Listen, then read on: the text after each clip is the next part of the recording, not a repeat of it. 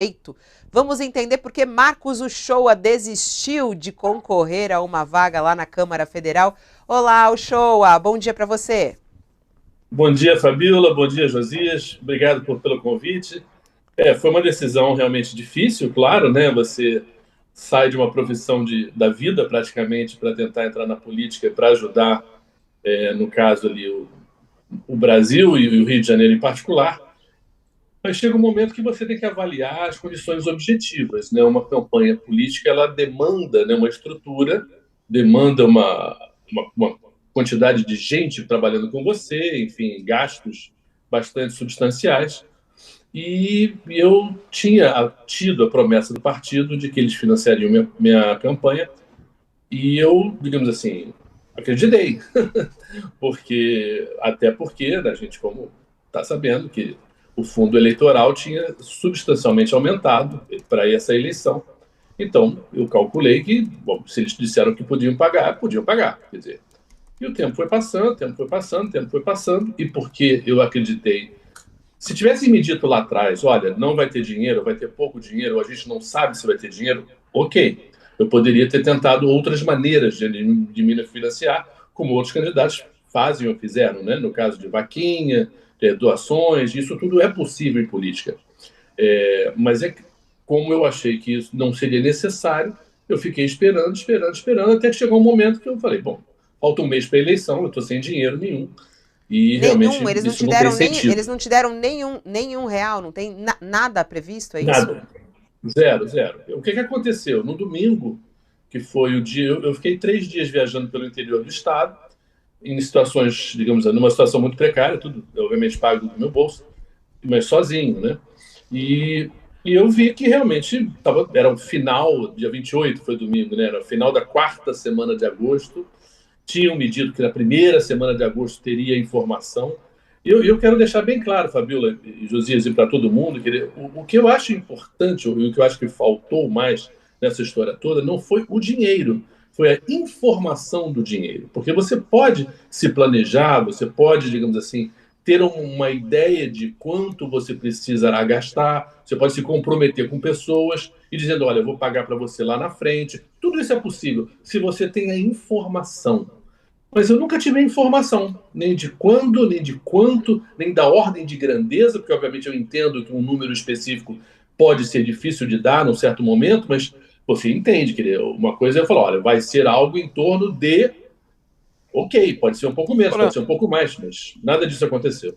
ora, Uchoa, como você mesmo realçou, essas eleições elas estão hiperfinanciadas, né? O Congresso aprovou 5 bilhões de reais para financiar essas eleições, né? Então, tinha-se a impressão de que não haveria problema de financiamento. Agora, o que eu queria saber de você você chegou a estimar, até uma curiosidade que eu tenho, quanto custaria uma candidatura à Câmara Federal? Você chegou a realizar essas contas, a ver, olha, eu preciso de tanto para fazer a minha campanha? Sim, olha, você tem obviamente um limite, né, que é o 3 bilhões e 100, né, que eu jamais Isso. sonharia receber esse dinheiro do partido, de jeito nenhum, até porque sou um candidato novo, né, eu acho que recebe mais aqueles que buscam a reeleição, isso é comum em qualquer partido. Quando eu entrei na política, eu fui oferecido e gostei, e fiz um curso no Renova Brasil. Renova Brasil é uma ONG, para quem não sabe, que mais ou menos estimula, né, o estudo de como é você entrar numa campanha com gente de todo o Brasil e gente de todas as ideologias, da esquerda até a direita, todo mundo pode ser candidato desde que se comprometa a respeitar a democracia e transparência. Eu acho que são dois critérios importantes para eles. Ali, uma das coisas que a gente fez foi estudar, né, o que tinha acontecido em 2018, quem gastou o quê. Né? No Rio de Janeiro, por exemplo, eu peguei dois exemplos que eu achei importantes. Um da Talíria Petrone, do PSOL, que gastou em torno de 300 mil reais.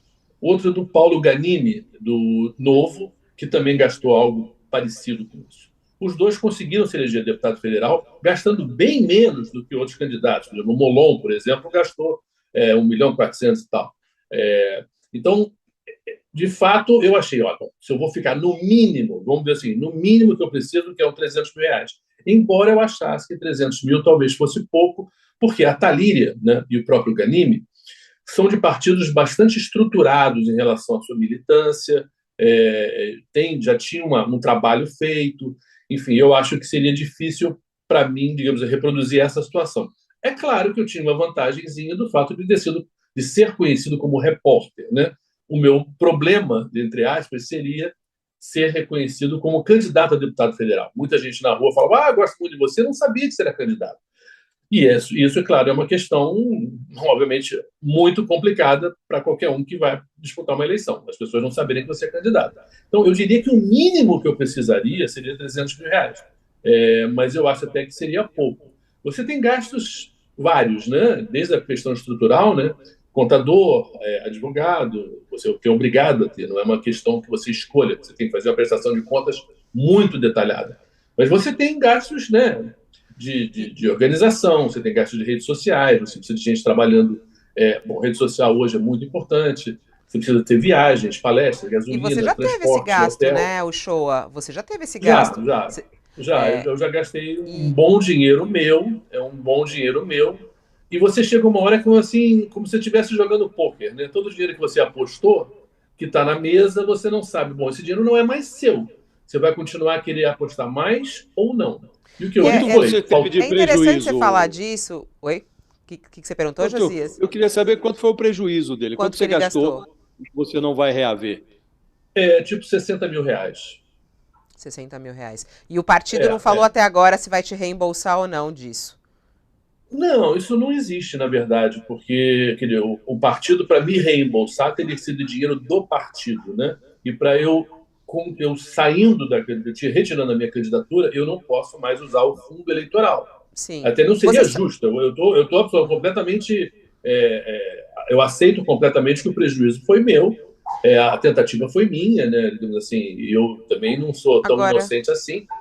Agora, é chato, mas eu não estou reclamando do dinheiro, gente, de verdade, eu quero deixar claro, quer dizer, que eu acho, claro que é dinheiro, claro que é chato perder dinheiro, ninguém gosta, mas eu achei, digamos assim, nesse episódio, eu acho que foi o que pior, digamos assim, foi a questão da comunicação, quer dizer, como é que um partido se comunica com os seus membros, com os Seus seus membros. candidatos, E como é que ainda isso é mais feito, alguém porque você novo, né? O Showa. E é tem, curioso a gente estar falando dessa história do dinheiro e tudo, porque recentemente você também virou notícia quando eles divulgaram, né, o patrimônio dos candidatos. E você estava dentro do tem, hall dos candidatos milionários, né?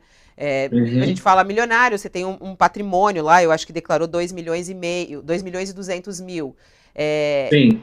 Isso também teve um impacto, o show? Quer dizer, você ter um pouco da sua vida devastada e falava, olha quanto que ele ganhava na Globo. Isso também incomodou? Isso também pesou para você desistir? Não, de verdade não. Quer dizer, eu acho que seria, digamos assim, claro que de certa maneira há uma certa privacidade, mas eu sabia isso até pelo curso que você tem que declarar seu patrimônio antes de você ser candidato. E eu acho que não seria crível imaginar que eu tenha trabalhado quase 35 anos na TV Globo, 35 anos na TV Globo, e não tivesse o dinheiro que eu tenho. Quer dizer, é meio absurdo. Eu era bem pago, eu fui um repórter de destaque na TV Globo, e, portanto, tinha um salário de destaque na TV Globo. Acho normal, se eu tivesse sido um trabalhador de uma multinacional e tivesse sido um diretor ou alguém de um cargo alto numa multinacional, eu teria também um patrimônio equivalente ou maior. Então, e se você pensar em termos de 2 milhões no Rio de Janeiro, por exemplo, você consegue o que com 2 milhões? Quer dizer, você tem. Não chega a ser um dinheiro absurdo. Olha, se você quiser comprar um apartamento, quanto é que custa um apartamento no Rio de Janeiro? Você mais ou menos tem uma ideia de. Se você, uma carreira de 38 anos, ter esse dinheiro não é nada demais. Quer dizer, é claro que tem um lado ruim. Qual é o lado ruim? Eu estava tentando fazer campanha bastante em lugares bastante pobres, porque eu acredito nisso. Eu estava na política para ajudar pobre. Então, Cidade de Deus, Complexo do Alemão, quer dizer, lugares pobres, você, obviamente, se está estampado, né, nas manchetes quanto dinheiro você tem, causa um certo temor, né? Óbvio, né? Alguém pode chegar e querer te assaltar de alguma forma, né? Então, é desagradável. Mas, assim, não fez parte em nenhum momento da minha decisão o fato de ter tido parte da minha privacidade exposta, porque eu sabia que a regra do jogo era essa, não tinha problema nenhum. Agora, show, eu tenho duas dúvidas. Primeiro, você vai continuar afiliado ao PSB? Segundo, O que você vai fazer da vida? Você vai voltar para o jornalismo? Olha, eu acho que sim. Quer dizer, eu entrei na política realmente por causa do Bolsonaro. Assim, eu não queria que a democracia brasileira fosse ameaçada no ponto que estava e foi que eu enxerguei no final do ano passado. Foi apenas por causa disso. Eu adoro ser repórter, adoro jornalismo, acho que isso eu fiz a minha vida toda, gosto demais. Então, essa é a ideia, é realmente continuar como jornalista ali na frente. Não estou pensando em ser candidato daqui a 4 anos, nem 2 anos, querer vereador, com certeza não me interessaria. Então, realmente, eu acho que a volta ao jornalismo é o que se apresenta. E agora eu pretendo continuar afiliado ao PSB como qualquer pessoa que é afiliada a um partido e podendo ajudar, né? Pretendo ajudar ainda nessa eleição a campanha do Freixo, né? Eu acho muito importante que o Freixo consiga ganhar aqui no Rio de Janeiro. A gente está numa situação muito difícil no Rio em relação ao histórico, né? De 5 governadores presos, um caçado, enfim, Paulo Castro, esses escândalos do CEPERJ, enfim. Então, eu acho que é importante eu continuar ainda até a eleição, quer dizer, eu não vou para Paris, né, digamos assim, e, e ajudar ainda nessa contribuição como cidadão, repórter, assim, mas, e claro, eu estou apoiando um candidato a deputado federal que eu gosto muito, que é o Alexandre Saraiva, o delegado da Polícia Federal, aquele que fez a maior apreensão de madeira na Amazônia. Ele é candidato pelo PSB, eu acho ele um ótimo candidato. E eu vou ajudar, assim, tentar, em parte, transferir, ou recomendar os meus votos que sejam direcionados para ele. Agora, Enfim, mas, Uchoa, você estava falando sobre o Freixo, né? Até essa pesquisa IPEC que saiu ontem, a gente tem até aqui os números. Cláudio Castro conseguiu mais vantagem agora em relação ao Freixo, está com 26% das intenções de voto, Freixo com 19%. A tendência aí, a gente tem visto uma tendência de alta do Cláudio Castro no Rio de Janeiro e uma tendência ali de estabilização e até um pouco de queda de Freixo em algumas pesquisas. O que você acha que está acontecendo? Como fazer com que Freixo volte a ficar nessa disputa mais próximo com Cláudio Castro? Eu acho que esse segundo turno vai existir no Rio de Janeiro. E eu acho que quando tiver um segundo turno, a população vai ter que saber melhor, né, sobre o que o Cláudio Castro representa e o que ele é. Quais são as práticas políticas, né, do Cláudio Castro, né, o escândalo do CEPERJ, essa coisa desses funcionários fantasmas. Estamos falando de 226 milhões. Então, você vai na rua no Rio de Janeiro, você vê uma quantidade de material de campanha, de gente com bandeira do Cláudio Castro, muito grande, que você não vê do Freixo. Quer dizer, é uma diferença financeira muito grande. E é claro que esse dinheiro vem de algum lugar, né? Por exemplo, no CEPERJ, aliás, uma investigação de colegas de vocês do UOL, do Roberto e do Igor também, são 226 milhões de dinheiro tirado na boca do caixa. Quer dizer, aí você pega o Bolsonaro, que vem daqui também, a investigação também de vocês, da Juliana Dalpiva, os 51, né, imóveis, né, pagos em dinheiro. Quer dizer, essa história de dinheiro e boca do caixa para comprar imóvel ou dinheiro pego pelas pessoas na boca do caixa é um escândalo, gente. É um escândalo moral, no mínimo. Porque todo mundo sabe que isso não é a maneira correta de fazer as coisas. E que isso normalmente esconde práticas ligadas à lavagem de dinheiro, práticas escusas em relação à vida pública de uma maneira geral. Então, eu acho que esse assunto vai crescer. Esse assunto vai ficar mais claro para a população. E claro que a máquina política e a máquina de dinheiro que o Cláudio Castro dispõe, inclusive com o apoio do presidente Bolsonaro, que tem que deixar claro isso, é muito forte, é muito grande, a população é muito pobre. No interior, particularmente, você nota isso. Eu tive no interior agora, eu falei para vocês esses dias. Você tem uma população muito vulnerável a candidatos que oferecem alguma coisa, entendeu? Muito vulnerável mesmo. O Rio de Janeiro tem níveis de pobreza que a gente não acredita. E isso, eu acho que no segundo turno, então, portanto, eu acho que essa diferença, que é substancial, 5, 6 pontos, eu acho que ela tem completamente chance de virar. E eu torço para o Lula ganhar no primeiro turno. Porque se ele ganhar no primeiro turno, ele vai ter mais tempo para se dedicar a ajudar governadores do lado progressista que estão aí disputando o segundo turno. Eu acho que o Lula pode fazer muita diferença também. Você vai mergulhar de cabeça na campanha de Lula, Uchoa?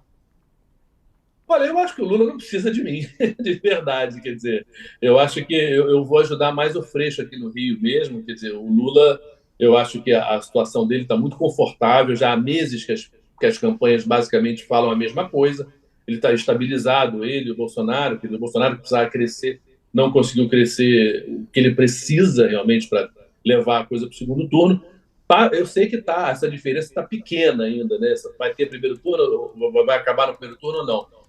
Eu estou torcendo para que ela permaneça como ela tem permanecido nesses meses. Mas se não permanecer, vai ser segundo turno, e o segundo turno, todas as pesquisas apontam também uma diferença muito grande do Lula para o Bolsonaro. Eu acho que a rejeição ao Bolsonaro, a rejeição às coisas que ele diz, por exemplo, no debate que você participou aí, Fabiola, fica muito claro que ele realmente não funciona. Ele não é simplesmente uma pessoa que pode se gostar ou se não gostar, mas, assim, como presidente, ele entregou muito pouco, né? E teve muita coisa muito ruim. E eu acho que ele vai ter que sair por causa disso. E eu acho que a população, de uma maneira geral, reconhece isso. Marcos Uchoa, seja bem-vindo de volta ao jornalismo. Obrigado.